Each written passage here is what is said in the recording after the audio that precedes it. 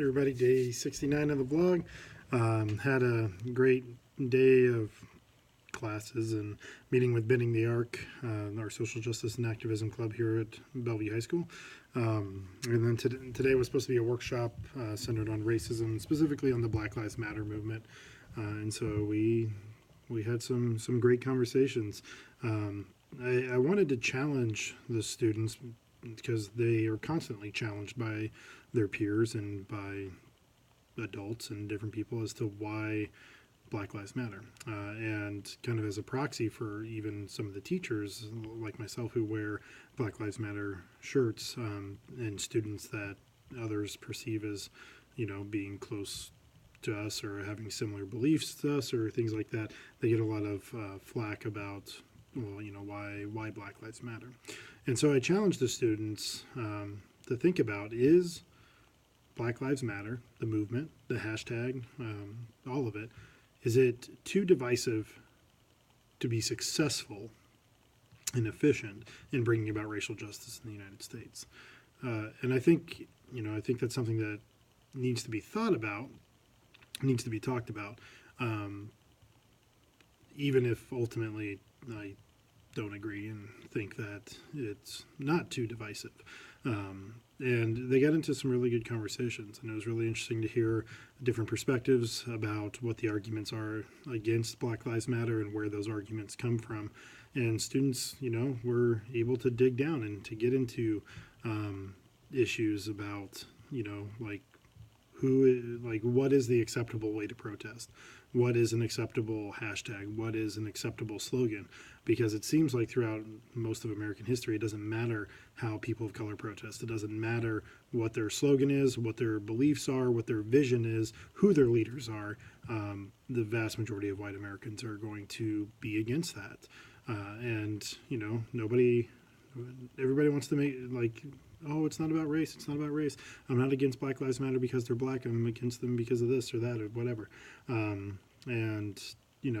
Sure, okay. Let's talk about that. Let's talk about why you disagree with Black Lives Matter and why you don't want to do it. But when we look at the larger numbers, and you look at the fact that 65% of Americans disapprove of Black Lives Matter movement, and you look at the parallels that, so over 60% of Americans disagreed with the civil rights movement. Over 60% of Americans disagreed with ending slavery, whatever it may be, right? Like all those different pieces that have happened throughout our history, it's never been popular. And so when it comes to that question of, is Black Lives Matter too divisive? The answer is no. And I think it's actually an excellent illustration of how something gets reinterpreted and bastardized by opposition to mean something that it was never intended to mean in order to do it. They did this with the Black Panthers. Even today, if you talk to most people about the Black Panthers that were alive or have heard anything about them, they view that as a violent organization. And they did the same thing with Dr. King, and they did the same thing with everybody else, Malcolm X.